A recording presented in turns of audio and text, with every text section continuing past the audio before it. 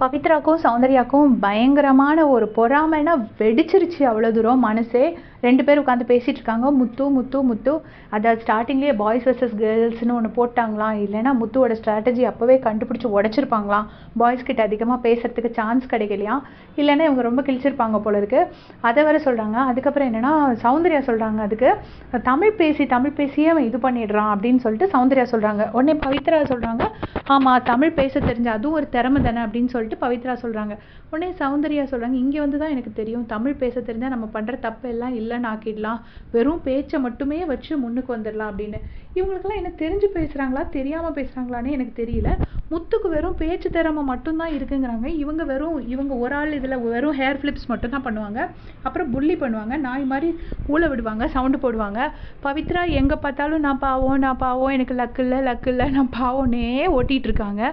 So இவங்க 2 பேருக்கு இருக்கிற திறமையை விட முத்துக்குமரனுக்கு ஜாஸ்தி திறமை இருக்குன்னு இவங்களுக்கு பார்த்தா தெரியலையா?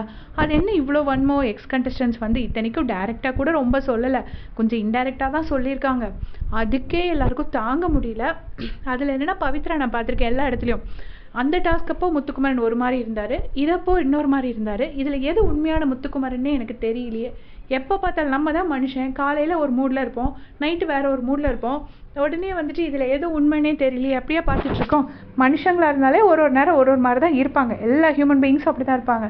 சும்மா எதையாச்சும் ஒன்று சொல்லி முத்துவை பற்றி தப்பாக ரெஜிஸ்டர் பண்ண முடியாதா அப்படின்னு சொல்லிட்டு ஒரு வயிற்றெரிச்சலில் பொங்கி புலம்பிக்கிட்டே இருக்காங்க 2 பேரும். நடந்து 2 பேரோட முகத்துலையும் பார்த்தா தெரியுது அவ்வளோ ஜெலசி முத்து மேலே.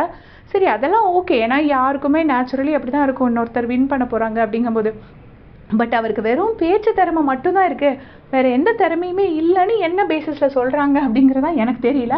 அவங்களே பார்த்துருக்காங்க, எல்லா இடத்துலையும் அவர் டிசிஷன் எடுக்கிறாரு, எல்லா இடத்துலையும் அவர் ஸ்டாண்ட் எடுக்கிறாரு, நிறைய டாஸ்க் விளையாண்டுருக்காரு, எல்லாருக்கிட்டையும் ஒழுங்காக ஒரு நல்ல கார்டியல் ரிலேஷன்ஷிப் மெயின்டைன் பண்ணியிருக்காரு.